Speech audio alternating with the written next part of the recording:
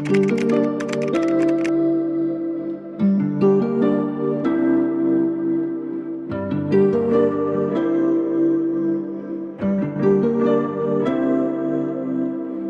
everybody, I hope you're all well. A couple of months ago, the new Love Island cast was revealed, and I actually have a confession to make. I cannot believe these words are leaving my mouth, but I'm actually not watching Love Island this year. I really don't think the cast were giving in a different way, but I have actually heard really good things about US Love Island, so I think I'm going to get into that. Please tell me if it's worth the hours and hours of watching. But sorry, back onto the topic at hand. Something that I really noticed after the cast announcement was the public's reaction to the female contestants' appearances. The common sentiment amongst the cruel democracy that is Twitter is that there's no way these women are in their early 20s. They look like they're in their 30s, their 40s. And naturally, this sparked a lot of thoughts in my head. Are we witnessing the beauty standard pendulum swing away from injectables and plastic surgery? Are we finally beginning to question the long-term effects of injectables?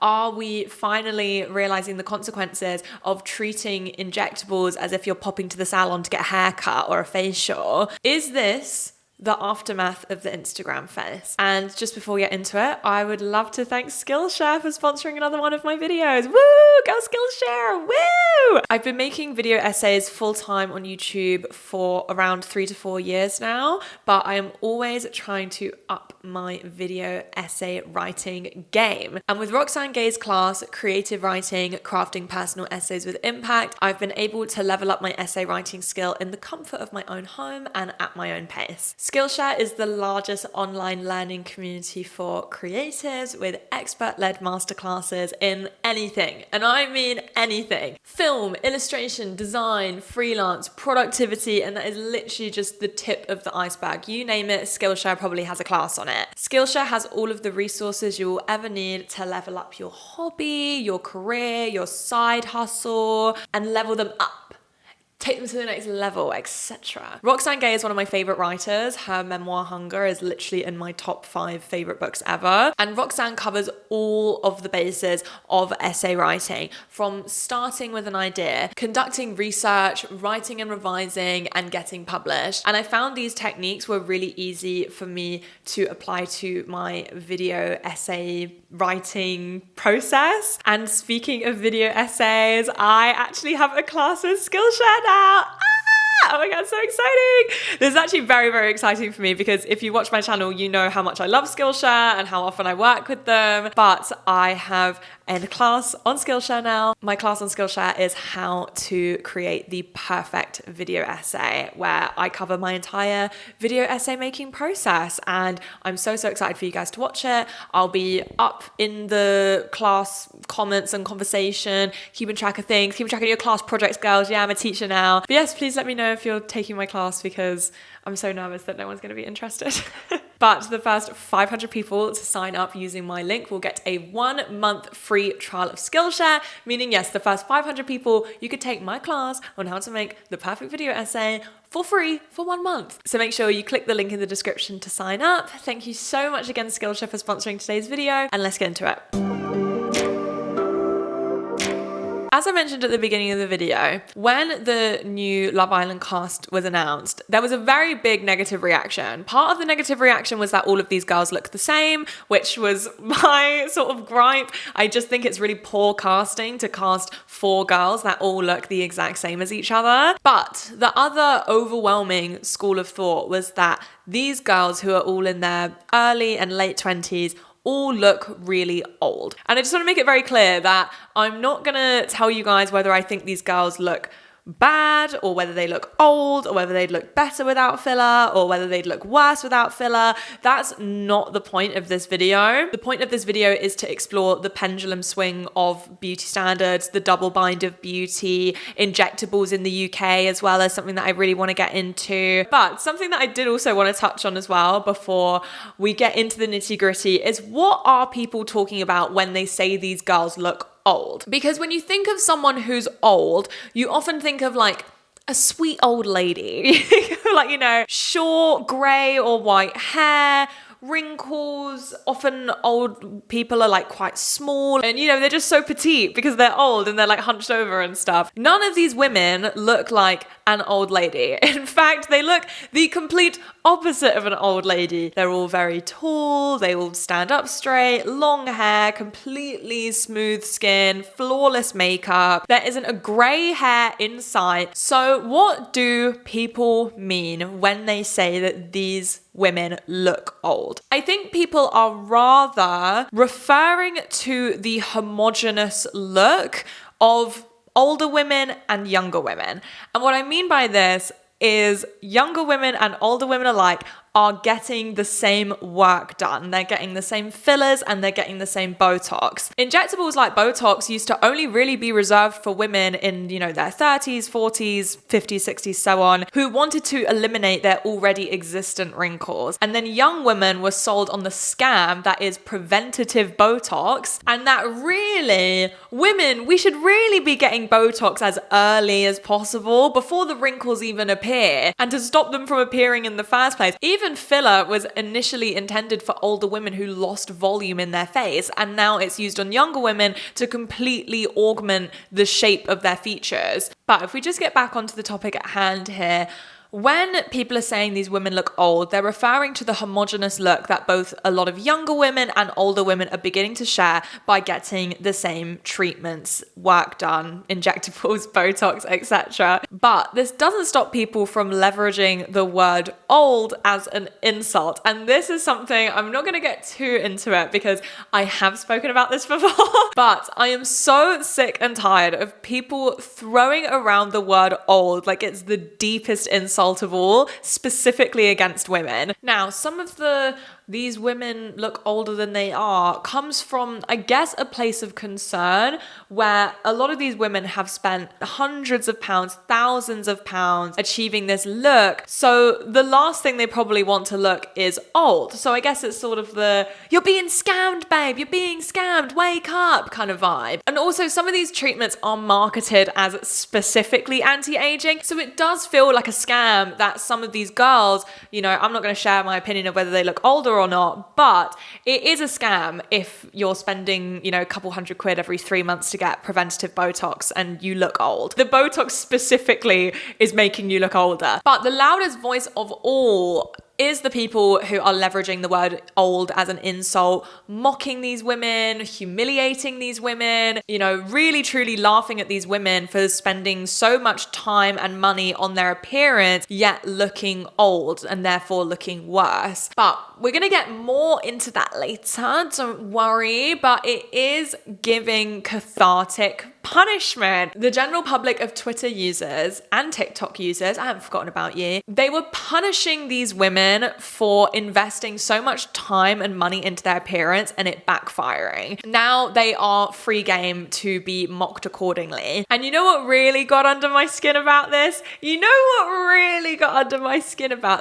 The plastic surgeons who decided to chime in. Yes, you heard that right. There were multiple viral TikToks of plastic surgeons, aestheticians, people who administer filler. Most of them were men as well, I'd like to say, who were making TikToks guessing the Love Islanders' ages and guessing, like 35, 45, 40, 30. I don't know why I said that in that order. Basically, guessing these Love Islanders' ages and getting it completely off. And do you want to know my hot take of the day? I think plastic surgeons should be banned from TikTok. In fact, I think all plastic surgeons should be banned from social media altogether. Number one, I had absolutely no business watching Dr. Miami administer and perform BBLs on Snapchat when I was 16 years old. But secondly, plastic surgeons have absolutely no business making jokey, mocking TikToks of other women who have gotten plastic surgery, who have gotten procedures that they sold them on, that they're profiting from. And also, I do just want to say, it's so incredibly unprofessional. Like, if I found out that my plastic surgeon was making TikToks calling other women old and saying the work that they'd had done is bad, I just think they absolutely have zero business, and I mean zero business, mocking women who have gotten surgeries and procedures and injectables that these surgeons have sold them on, and sold them the idea that they need this stuff done to them in order to be beautiful, but as soon as it backfires, as soon as they do too much, then they are ripe for the fucking picking. I think it is so sick and twisted. I think above everything, it's extremely cruel. And I also think, again, it's so unprofessional. Would we see a real doctor, like an actual doctor, making TikToks? Actually, no, we do. So let me take that back. I think that people really lose their empathy and their morality when it comes to getting a small strike at TikTok virality. But to be honest, I'm really not surprised because plastic surgeons literally have zero ethics. So some people would argue that there is something of a bad filler epidemic in the UK. And what are we talking about when we talk about bad filler?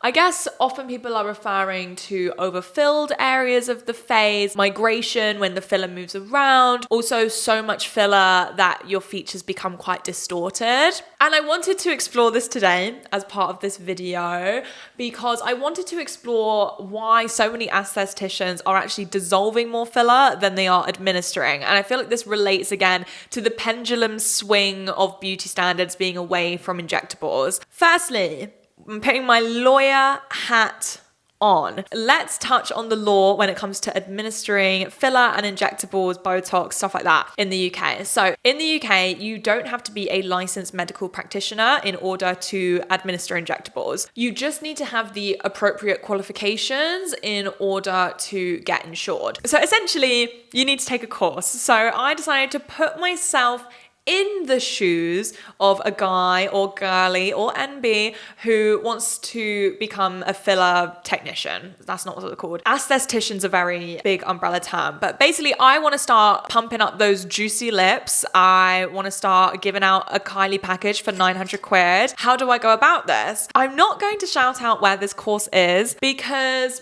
I do have a deep fear of being sued, but this was the first course that came up. I'm pretty sure it came up as like a sponsored course on Google, but it is a facial aesthetics school and you can take a dermal filler course. So let's look at the contents of the course. So it covers theory and it also covers application. Is that what it's called? Yeah. The course contents when it comes to the theory, they cover pharmacology, anatomy, indications, contraindications, legalities, techniques, dealing with complications and business advice. And then the areas that they cover when it comes to actually administering the filler are the nasolabial folds, the perioral wrinkles, the marionette lines, lip body enhancement. I've got no idea what that means. Lip shape augmentation, cheek augmentation, and chin crease. And after this course, you gain both a GMC and GDC CPD accreditation. And this course comes at a grand total of £985. Now, I would like everyone here to just guess how long, considering everything that they're covering, how long that course lasts for. I'll give you guys a few minutes. Not a few minutes, a few seconds.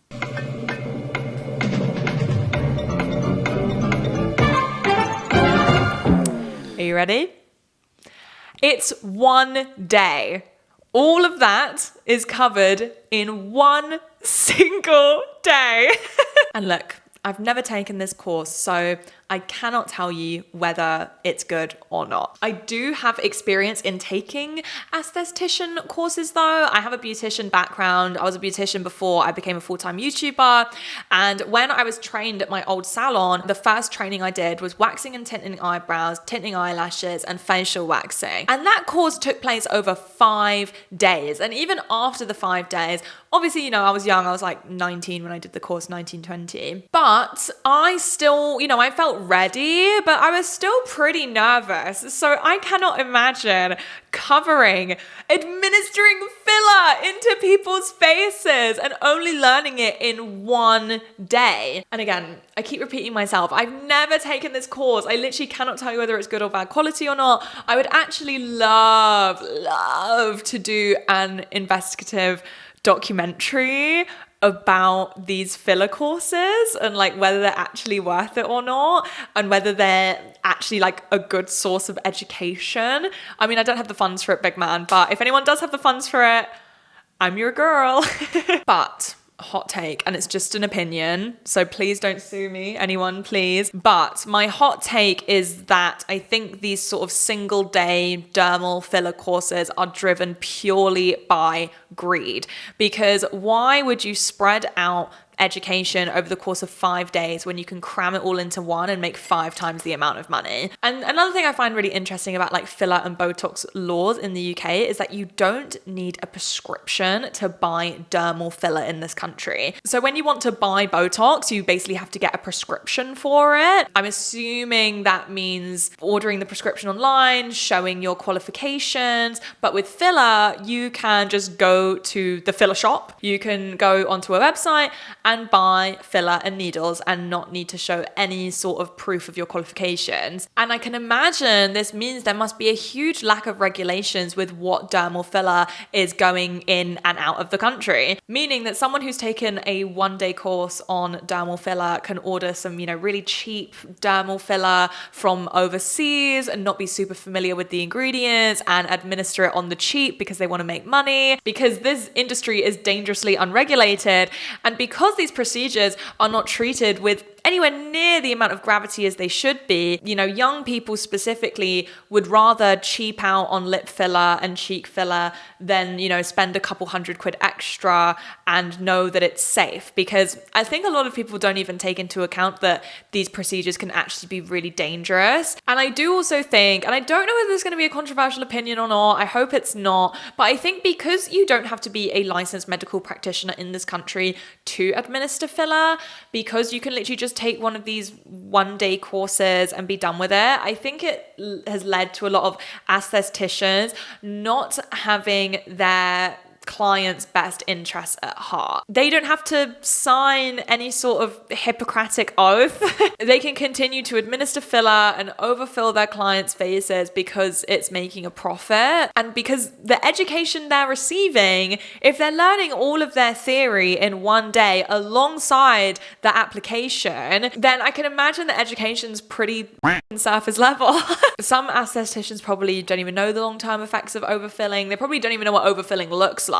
But let's actually talk about the science behind injectables, because as someone who has gotten filler and Botox in the past, I know shockingly little about what the science is behind all of the injections that I put in my face. I do think this absolutely does boil down to, normalization and de-escalation of these procedures. But I really want to explore the long-term effects of getting your filler topped up over and over again for years and years and years, because it's usually these women who are making the decision to get everything dissolved. There was a surprising lack of scientific studies on the long-term effects of dermal filler, but these 2 articles on The Cut and Allure really helped me out with my research for this segment. And some of you guys may be thinking, what causes someone to overfill their face? And this part is purely anecdotal. As someone, I've gotten filler and Botox in the past.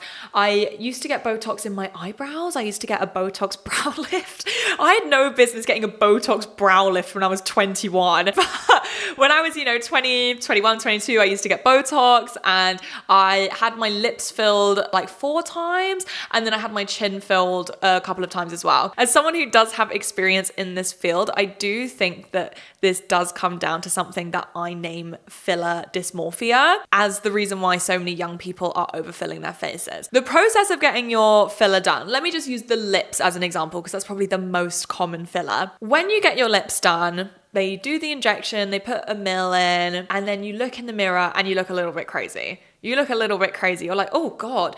And the aesthetician goes, it's fine, it will go down in a couple of weeks. So you're sort of living your life, your lips are getting, more and more swollen, but you're becoming more used to the swollen lips. And then you start putting your lip products on, you're like, oh, this looks really good. Like, I love this. And you're loving life, but the swelling has to go down eventually. And when the swelling goes down, you're like, oh my God, my lips look so small, because you got used to them with the swelling. So that leads people to sort of be like, oh my God, like I need to get more filler done.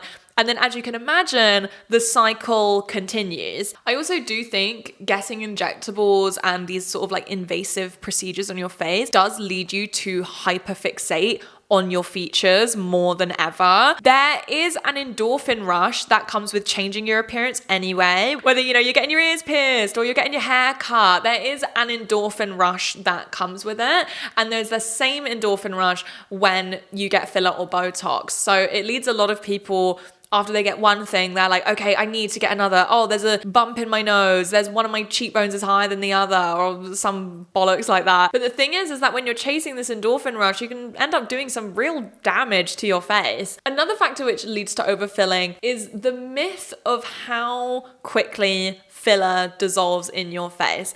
A couple of years ago, oh my God, it was way more than a couple of years ago. Sorry, I'm getting really old. A few years ago, like back in 2018, 2019, it was pretty common sentiment and like a commonly held belief that filler breaks down in around 6 months to a year. So you should be getting your filler topped up every 6 months. This just isn't true for everybody. First of all, people's bodies metabolize filler at very different rates from one another. Second of all, different parts of the face metabolize filler slower than others. So for example, under your eyes and your cheeks, they metabolize filler a lot slower than your lips and your chin. So if you're getting the same 4 areas topped up every 6 months, the lips might look fine, the chin might look fine, but your eyes and cheeks start to look very puffy. But what happens when you overfill an area of your face? The most commonly reported symptom of overfilling is filler migration. To put it very, very simply in complete non-scientific terms, when an area becomes so overfilled of your face, it essentially spills into the edges. So the most common area for filler migration is the lips, because the lips, they're, a very soft, sensitive, small area. There's only so much filler you can pack in there. So a lot of the time, if your lips are overfilled, they will migrate to the outside and they'll create a filler moustache. I have migration on my lip filler, but weirdly enough, my migration is actually on the inside of my mouth. So basically, I have had my lips filled 4 times, and on the 3rd time, the lady really, really hacked away at them, and she filled way too close to the inside of my lip line. And basically the filler has now migrated to the inside of my mouth, and there's like 2 big lumps on the inside of my mouth. It's not noticeable enough to want to get it dissolved and fixed. I honestly can't be bothered. But it sort of is proof that your body doesn't metabolize filler after 6 months or a year automatically, because I've had these 2 lumps on the inside of my mouth for 2 years. So it's all made up. 3 years. But this isn't to say that no filler dissolves over time. A lot of filler will metabolize itself and dissolve over time. But the thing is that when you're so used to seeing your face perfectly filled, perfectly smooth, when these shadows and lines begin to appear, and often more shadows and lines will appear because from the time you're getting filler, not only is the filler fading, but you yourself are aging. It can lead people to spiral a little bit, especially if you're sort of in that loop of hyperfixating on your appearance and sort of chasing an endorphin rush from getting filler and Botox. And if you don't have an esthetician who has your best interests at heart, it can lead to, again, overfilling. I love the drama of this all. Overfilling. Also, something I found out whilst researching for this video is that no filler can be 100% dissolved. Often it becomes interwoven with your collagen. Isn't that crazy? But if we just sort of go back onto the overfilling for a second, sometimes fixing overfilling isn't as simple as getting your lips dissolved, because it can, distort and stretch your skin. Someone who immediately comes to mind who's spoken about it very, publicly and openly is Faye from Love Island. I think she was season 6 of Love Island. She had very overfilled lips, and then she got them all dissolved, and she essentially shared the story about how when she dissolved her lips, all of these lines began to appear, and they were so much more wrinkled than they were before because the skin had been stretched for so long. But filler dysmorphia and filler addiction aside here, I think one of the main reasons why so many young people have overfilled their faces is because of the normalization and de-escalation of injectables. Now, I actually hate using the word normalization. It's so video essay core. Every time an influencer posts a story of them getting their injectables topped up, every time a TikToker makes a gifted Kylie package filler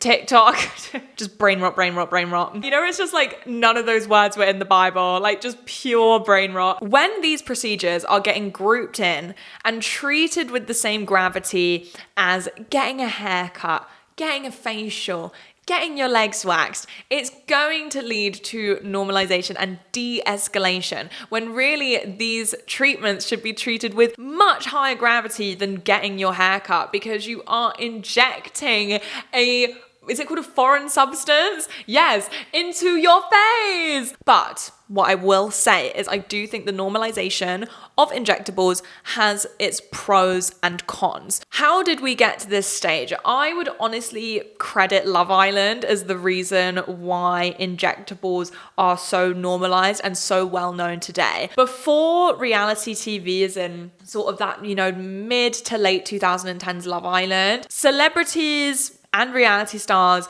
used to just objectively lie about what procedures they had. Kylie Jenner denied having lip filler for years. Lip liner definitely changed my life. All of the Kardashians still deny having BBLs. A lot of them deny getting any plastic surgery. And often the Kardashians would credit their ever-changing appearance to whatever product they're trying to fob off to their young, impressionable audience. But these really high-profile Love Island contestants of, the mid to late 2010s, they were probably the first celebrities ever who were completely transparent about the work that they had done. I do think that there were genuine positives to these reality stars being open and honest about what work they'd had done. In a way, they leveled the playing field for a very, very long time. I mean, at least I did. I was very young in the 2010s. I was like a teenager / child. But I would take what these celebrities said at face value. If Kim Kardashian says she hasn't gotten a BBL, she hasn't gotten a BBL. But, becoming more aware of procedures and like what they can do, it sharpens your eye to what cheek filler and lip filler and a BBL looks like.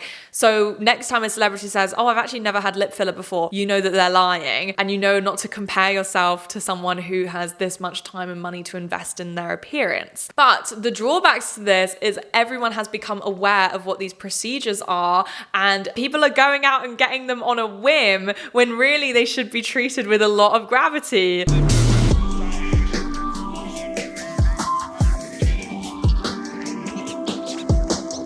What inspired me to make this video in the first place was this TikTok by Tell the Bees, who, by the way, is one of my favorite TikTokers. His takes are always like, I'm like, oh my God, you get me. I agree with so much of the stuff that you say. But in this specific TikTok, Josh discusses the double bind of beauty in reference to the hordes and hordes of TikToks of people mocking the new female Love Island contestants' appearances. Sorry, that was an incredibly long sentence. But I do think that it's interesting to think about the double bind of beauty in the sense that when you think about our society, right, which is very hierarchical, which is very structured in a way where the pursuit of beauty is like rewarded, right? Like on here, we have the clean girls and we have all of these girls and their tiny little outfits and their tiny little bodies and their beautiful hair like slicked back, right? There's a very specific type of beauty that is often rewarded on this app. And it's Josh's take on the double bind of beauty that really, really perked my interest, because I find it absolutely fascinating that we live in a society that values beauty so highly that it is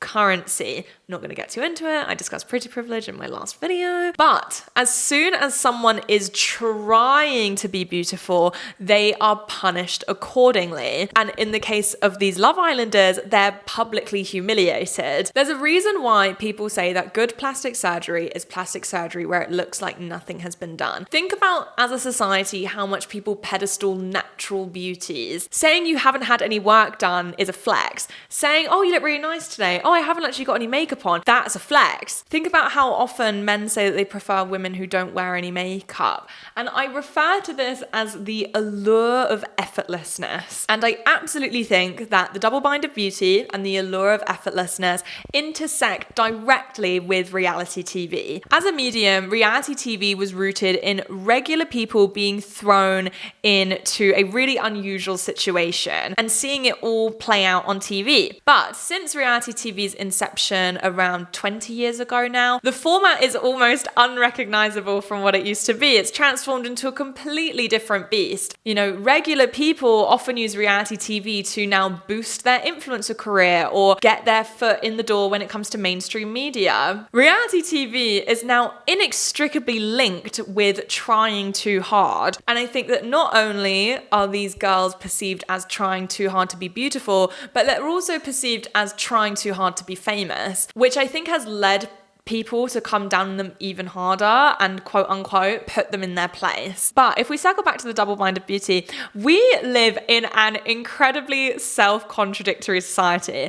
As I mentioned, beauty is valued so highly that it can be used as currency. But for our entire lives, we are taught growing up that caring about your looks is morally fraught. Think about all of the Disney villains that you grew up watching. A vast majority of them would put other people's lives in danger, their own lives in danger, their loved ones' lives in danger, all for the sake of their physical appearance. They're vain, they're shallow, and they care about their outer appearances so much that it makes their insides ugly. This is everything that we are taught not to be as children. But you can imagine how much of a trip it is when as a child you're being told that, you know, it's what's the inside that counts, and that caring about your looks, you know, makes you a bad person in a way. But then your teacher's calling on the cutest kids. It fosters an environment where everyone cares about beauty, but we all have to pretend that we don't. And as Josh says in his TikTok, anybody who is seen trying too hard for the pursuit of beauty is ostracized and ridiculed. And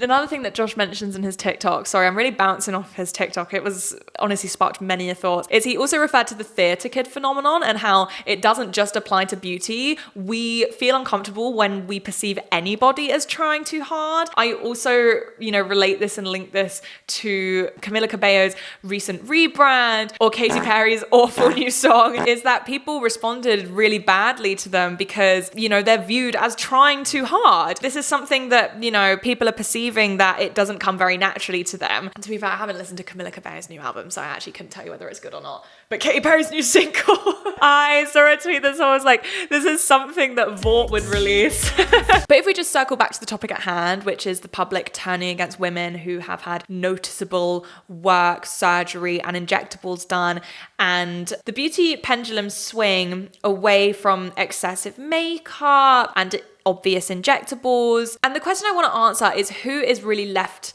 to pay the price of this? Is it Kylie Jenner, who recently cried on a podcast because people call her a pillow face? Is it the aestheticians who have a lot less work now because not everyone wants to inject 5 mils of the filler in their face every 6 months? Or is it the young women who invest a far larger portion of their income on their physical appearance, and as soon as they get within an inch of the beauty standard, it completely swings the other way? You know, spending a large portion of their income trying to emulate the rich and famous, and then as soon as you get close, and, you know, the cycle continues. You know, they're going to invest even more money and time in dissolving their filler and taking out their extensions, and then the pendulum swing will go the other way again, and the cycle continues. And I just want to make it clear that I actually don't think that we are witnessing a pendulum swing away from injectables. I think we're witnessing a pendulum swing away from noticeable injectables. Work that looks like you've had work done. Celebrities are still getting plenty of work done. They're still getting plastic surgery. They're still getting injectables, but they're going to places that are so expensive, that are so, it's like a word I'm looking for, bourgeois, that essentially you cannot tell if they've had work done. And the cheaper places to go and get filler tends to be the places where you can tell that you've had work done. Essentially, this pendulum swing is just another class divide, and this is a class divide within the beauty space. Filler and injectables aren't out. Cheap filler and injectables are out. Maybe this is a hot take, but I honestly think that beauty standards harm everyone to some degree, even the people who perpetuate them. I think it can make situations like Kylie Jenner crying on a podcast because people have been horrible about her physical appearance for a vast majority of her life. It can make moments like these quite contentious because, yes, Kylie Jenner has actually honestly been quite horrifically bullied for her appearance for her entire life, or at least from the age of 11? 11, 12. But unfortunately, Kylie Jenner still continued to perpetuate these harmful beauty standards far into her adult life. She completely denied getting plastic surgery for years. And the most important factor is that she profited from selling this unattainable standard to young women. I'm talking Kylie Jenner used to deny, getting a boob job, getting a BBL, yet would be, trying to sell waist trainers, push-up bras, vitamins, her lip kits. Her lip kits were born from the fact that she'd gotten lip filler and lied about it. And she said it was because of the lip kits. And then obviously she eventually admitted it because it was so obvious. But something which plays on my mind a lot is that no amount of money, of injectables, treatments, plastic surgeries can stop aging. Yes, it can slow down the appearance of aging, but it can't stop aging. Everybody, and I mean everybody, will look old eventually. And if you are someone who has had, the money and the resources to change their physical appearance for their entire life, like the Kardashians, like Kim Kardashian specifically, who said in a recent interview that she only has 10 good years left. And a part of me is like, God, what sort of existence is that? All of a sudden, when this becomes out of your control and there's no surgeries you can get to change your appearance, what kind of person is that going to make you? And it does make you think, who do you think is going to cope with an aging physical appearance better? Kim Kardashian or a regular person who, sure, they get a little nip and tuck here and there, but they know that they're going to age and that's just that. I follow this trail of thought a lot when I think of the insane Gen Z TikTok girlies who micromanaged and categorize every single aspect of their appearance. Girl, you're gonna age. You're gonna age. Spending, your teen years and 20s completely and utterly hyperfixated on your appearance, you are going to be miserable when you age. You're gonna be absolutely miserable. It doesn't have to be this way. It does not have to be this way. I think especially those girls on TikTok who make those insane, am I deer pretty? Am I elf pretty? What nose do I have? How wide set are my eyes? What shape is my jaw? The people that I honestly think they're hurting the most is themselves. Look, my sympathy for the Kardashian Jenners as someone who grew up as a teenager in, that sort of King Kylie era of the 2010s, my sympathy can be pretty limited. But we are already seeing how the beauty standards they perpetuated are beginning to have a knock-on effect on their own lives. To wrap this video up, to try and sort of conclude my thoughts, is that who's laughing at us throughout all of this? The plastic surgeons. Yeah. I've already spoken about how 92% of board certified plastic surgeons are men. It really is men profiting off of women's insecurities. And not only are these surgeons profiting, but they're also making TikToks mocking women for getting bad filler and bad Botox. Mocking women for getting treatments that they sold them on. And everybody is applauding these surgeons and laughing along with them. And I'm like, babes, they're the villains. They're the enemies here. Do I have anything else? I think, above everything, regardless of your thoughts on whether you think the Love Island contestants look worse or not, regardless of your thoughts on, bad filler in the UK and what should be done about it, I think the most important thing to take from this is to just be fucking nice. Sorry, I've been dropping F-bombs in this video. I'm mad as hell. Be nice, man. Because a lot of these TikToks and tweets about these Love Island contestants, it's not coming from a place of concern. A lot of it is coming from a place of wanting to publicly humiliate and mock these women for trying too hard. But yes, I'm gonna wrap this video up here. I hope you guys enjoyed this. It was actually, honestly, it mostly came from the top of the dome. I was, really writing some thoughts and opinions in here. Obviously there was some research, but yeah, I hope you guys enjoyed this video. I had loads of fun making it, and I will see you in a couple of weeks with another video essay. Thank you again, Skillshare, for sponsoring. Bye.